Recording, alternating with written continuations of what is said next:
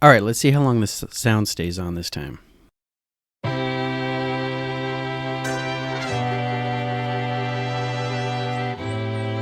Well, hi there.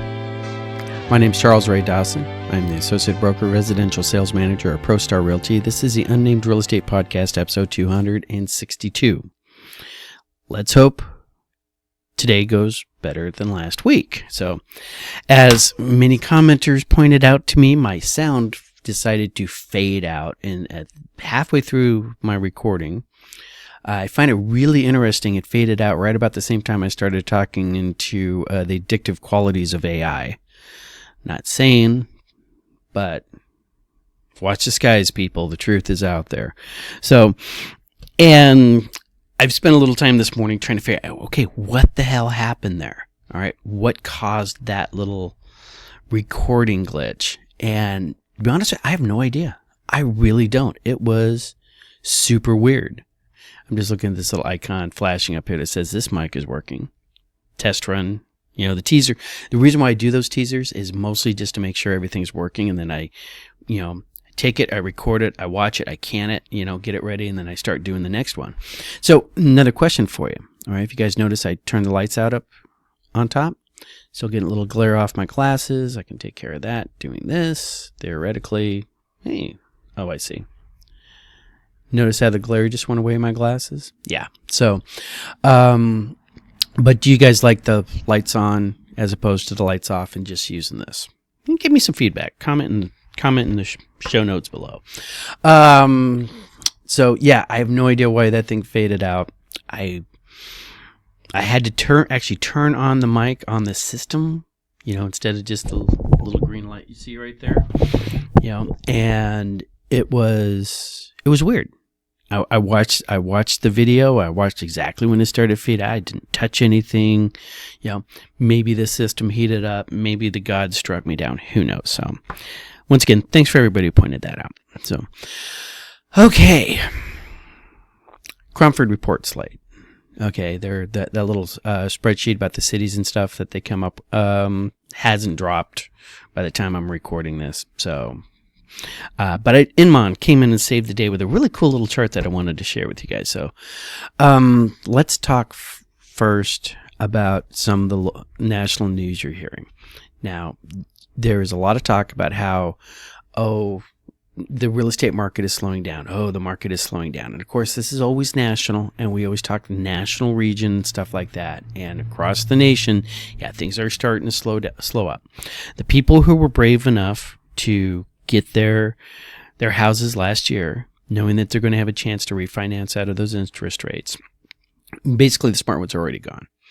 All right, now we're starting to have more buyers and whatnot who they have to buy for whatever reason. And so we still got a lot of fence sitters waiting for the big lemming rush. All right, they all want to be standing in lines in front of these houses as soon as the interest rates get down to where they're comfortable. All right. We have a lot of people pushing off, going, "Hey, where's our next? All right, where's our next drop? Where's our next drop?" And the other thing you got to remember is January is a relatively short, buying season, right? And it impacts things. Let me show you on our Cromford report, or our local numbers real quick to explain what I'm talking about. All right, so these are the numbers as of February 11th, 2026. All right, actives this week are 24,728. They're down 496. All right, our new listings are 2,552. New listings, which was down 194. Houses are coming off the market, people. All right, but look at our contracts, 2,410. Down 206, and our closings are 1,136. These are offers that were accepted the second week of January when people were just getting spun up. We're going to see closings, low for a while. All right, and coming soon to an MLS near you is 754 new listings, and last week it was 755. So the faucet is on, and it's flowing at a steady rate. But look at our supply. Our supply is up to 98.1.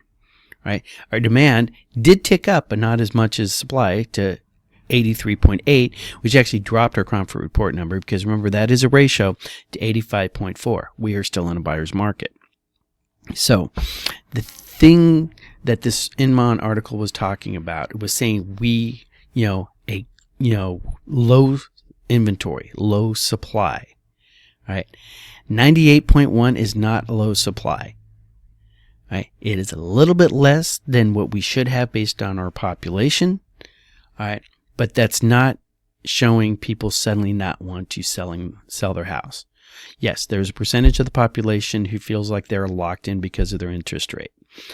It's only a thing if those people who are locked in to their interest rate actually need or want to move out of where they're at now.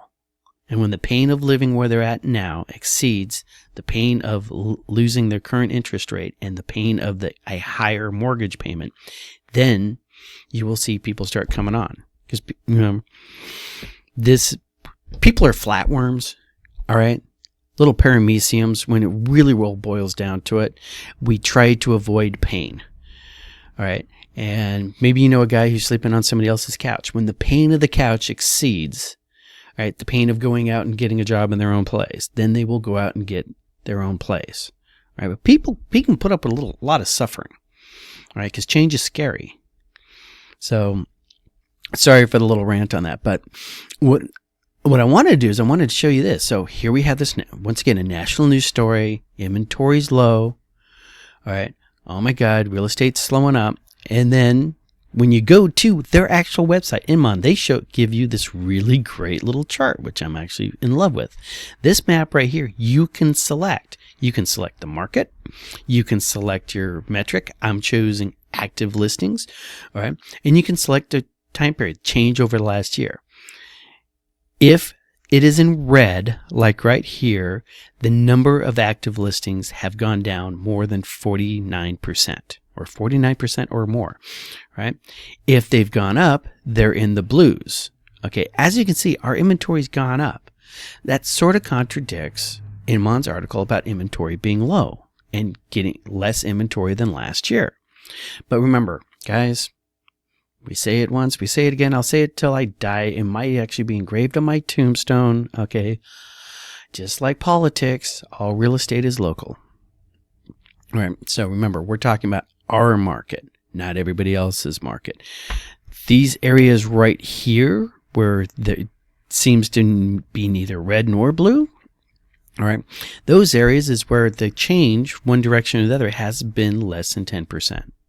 So, do not sweat that. All right?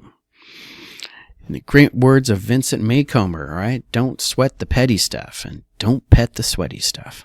So, all right. So, other thing I wanted to talk about, okay, so the AI thing, and this is probably going to be my last episode where I cover this thing, although I'm very happy that one good headline starts getting the algorithm, sharing you with the rest of the world.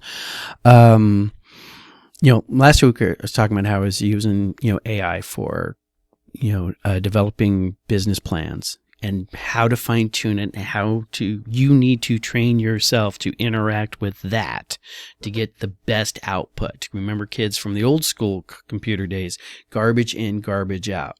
If you're not getting the output that you expected, the garbage is probably what's coming out of your mouth or out of your fingertips. All right. So the business plan, the business model, really sort of disturbing how you start thinking about it. Like a really good video game, it's like, oh, I could be playing that video game. I could be talking to Grok right now. I could be, interacting with my Chat GPT girlfriend or anything like that. Stay away from those. Okay. If you are, I don't want to say imbalanced, but if you're one of those people who are like mentally little off plumb, you might want to avoid that for a while because that thing is designed to addict you. All right. And you might be very susceptible to that. So trust me, I know addiction. But the last thing I want to touch on this when it comes to AI and real estate. All right. So we covered AI graphics. People are going to get in trouble with those. We covered this weird uncanny valley of things that are coming out where people go into a house expecting to see the AI house that the agent has depicted. And then they find something, it looks like it feels like what I was thinking of, but there's just something wrong with it. It'd be really interesting if somebody with a huge grant money decided to see if whether or not that that is a reason for Disney World rage. People go to the happiest place on earth, Disney World, Disneyland, and then they turn into psychopaths? Is it just because it's not leading up to their mental hype of what they thought the event was going to be? So like some people in relationships. That's an interesting thought right there. I wish only reason why I ever wanted to have money is so I could sit there and hire minions to go research this, come back to me in 6 months, give me an answer to that, and send them forth.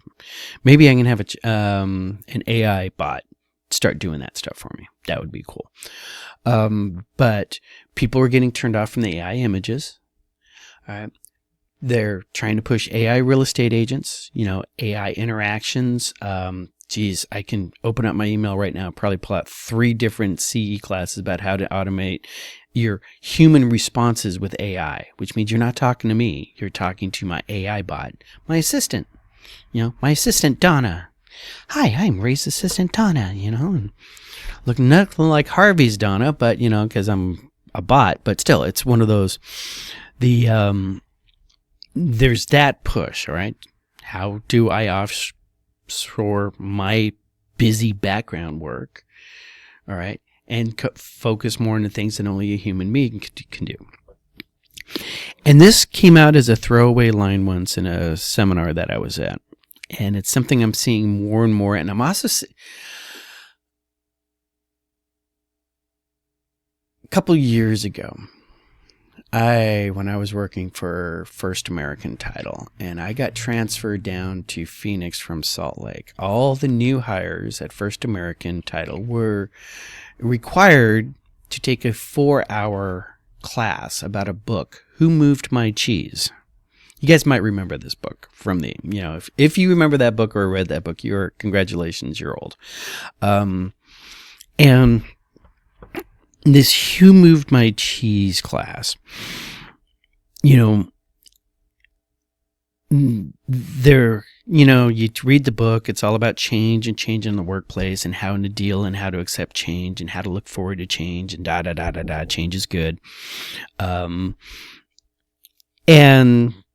as part of the presenters, we need to engage the class. They start asking people to raise their hands and go, all right, what change do you think of in the future? What change do you think is going to be impacting the title industry? And they're going on we're going to be able to do this, and we're going to have this, and this is how technology is going to do this. And finally, the instructor looked at me, because I was the only guy from IT there, and said, hey, IT boy, what kind of change do you think? You have more influence in this, or insight onto this. And I looked her right in the eye and engaged mouse before engaging brain. And I said, with the ability for people to work remotely from home, we can eventually wind up having people work remotely from anywhere. So you could see jobs like escrow assistants, people who call for payoffs and clearing files, suddenly wind up in either call centers or get outsourced to India.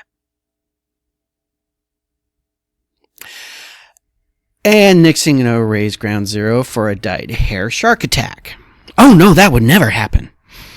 And the instructor said that. And that was one of those things where I just realized, oh, yeah, okay, I'm sorry. You asked me a question and I answered the question, and I didn't realize that we weren't talking about that yet. Guess where a lot of your files are now cleared if you work, if you happen to close with a particular title company. All right. I just let the cat out of the bag and said it too early. All right. So there is a statement that I saw, and there's a statement that I am seeing actively suppressed with the same enthusiasm as, we're never going to outsource to India. And that is AI brokers, not agents, not brokerages, but the broker. I am an associate broker. All right, which means I'm licensed to be a broker in the state of Arizona. I can pick up my laptop, leave this place, go home, file some paperwork, and I could start my own brokerage tomorrow. All right, but Steve buys really good coffee,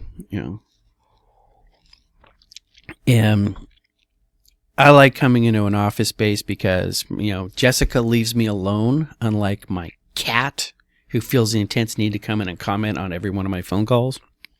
You know, and a whole bunch of there's a whole bunch of secondary and tertiary reasons, why you stay with a broker instead of starting your own brokerage.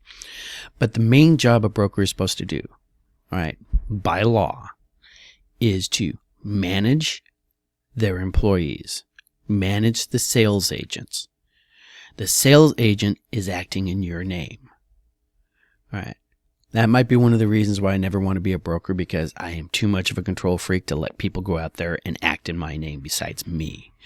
All right. But so these agents, and the broker is supposed to oversee them. The broker is supposed to ride herd on them. The broker is supposed to make sure they're not doing anything stupid that negatively impacts the consumer, you. So, and we have 20 agents here. All right. And like most brokerages, okay, good portion of our agents are just wannabes. They're not in it. They're either retired and they're keeping their license on for that one deal a year. They decide to want to get in real estate, and then they go get a day job, whatever the reasons are. So there's movers or shakers, coffees for closers. If we had 20 agents as active as our 5 top agents, all right, not including Steve or me. All right, we're talking, our grunts. All right, if we had 20, we would be making bank, but we'd also be doing nonstop taking care of agents. We would be 100% focused on, clearing their files and this and that and the other thing, and so that's a lot of impact. Now we have brokerages out there with 1,500 agents, all theoretically working under one broker. All right. And if it's at the same ratio as we have here, okay, where 1 in 4 is a mover. Okay, let's just take it 20. Let's do that old Pareto principle 80-20 rule. Okay, let's say 20% of your agents make you 80% of your money. Let's say for some reason all your agents are suddenly performing like that 20%. All right. But you'd be making bank. But here's the thing. If we had 20 agents performing like those 5, all right, or the amount of work that brokers would have to do goes up way more than just 4 times, all right? So how do you scale this? How does that one broker for that one brokerage with 1,500 agents oversee 1,500 agents? Well, they really don't. He doesn't know who those people are. He might know his highest performers, but your average snuffy working for, that brokerage, he doesn't know their name. He doesn't interact with them. He doesn't review their files. He has minions underneath for that. Number one thing that they have, transaction coordinators. Right? These transaction coordinators make sure the paperwork's done right, which is a big job of the broker. Right? But a transaction coordinator does that and is paid by the agent to do that. All right? How's that for a racket? Broker outsources the work to the transaction coordinator, and the agent pays the transaction coordinator. All right. So, but then you get the weird stuff, right? You get hey, this scenario is happening. Hey, my seller does not want to disclose the water leader leak. He wants the buyer to find out about it. The big issues. All right. The legal issues. Well, what these brokerages do is they have frequently asked questions, and then they have these little associate brokers there, managing brokers, all right, who sit there and handle all those questions. There's a brokerage here in town. They have a running series of brokers who are there. Basically, they were brokers of their own, but they decided they didn't want to run their own company. All right, so now they just get hired on by this guy, and they're just the broker of the day. Call the broker hotline, see what the broker hotline does. Right. What happens if I can replace those people with AI? I can. All right. I could probably do it for less than $10,000. I really could. That includes the web interface. I go to ChatGPT or Claude or one of these guys, and I buy a professional license, all right, that allows me to basically cav off a copy of ChatGPT off of their servers, and then I can take I could take the entire Arizona Department of Real Estate's guidebook. I could take the entire legal, all the laws about real estate, pump it in there. I could take every court ruling that has to deal with real estate, pump it in there. I could take every commissioner's standards and commissioner's letter and pump it in there. And then once that whole database is in there, I could then overlay what I consider best practices are. Ray's concept of best practices. All right. And let's say we have a slider. Okay. We'll have a little slider right here. All right. And I can go super aggressive or I can go super, super conservative. All right. And if I want to say, I don't want to get sued, super conservative. Anything even looks remotely shady, we're not getting involved in.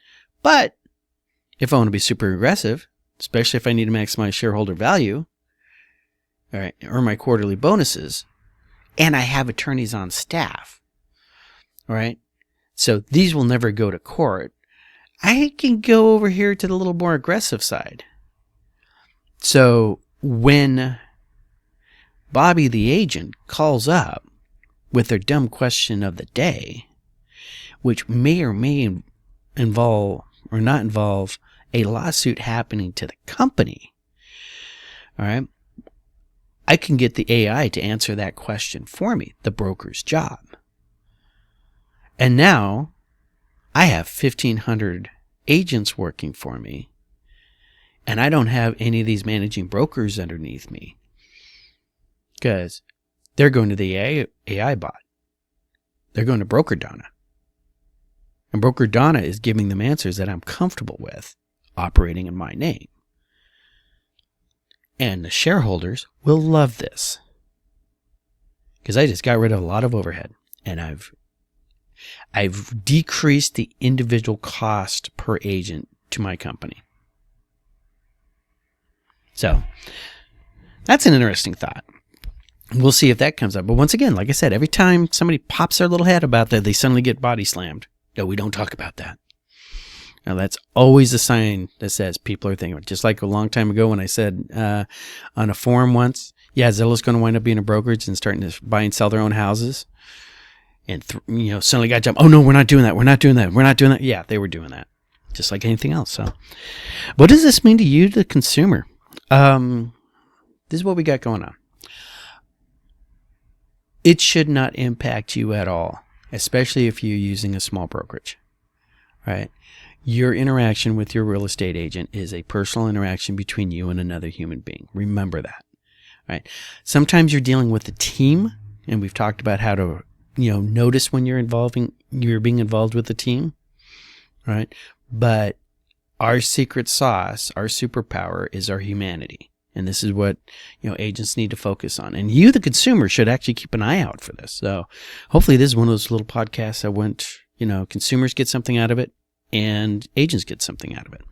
What do I get out of it? I get you guys for my therapists. I love it. Thank you much. I probably said this about 1 billion times and stuff. I tend to think better with my mouth open. And sometimes I actually have to sound out the ideas and concepts that are rattling around up here. So along with those ideas and concepts I've come up with is watch your children, pets around water. Okay. Work your circles. Okay. That's one of these days I'll write a book on the concept of working your circles. All right. And you guys try to have a good weekend. I'll talk to you guys all later. See you.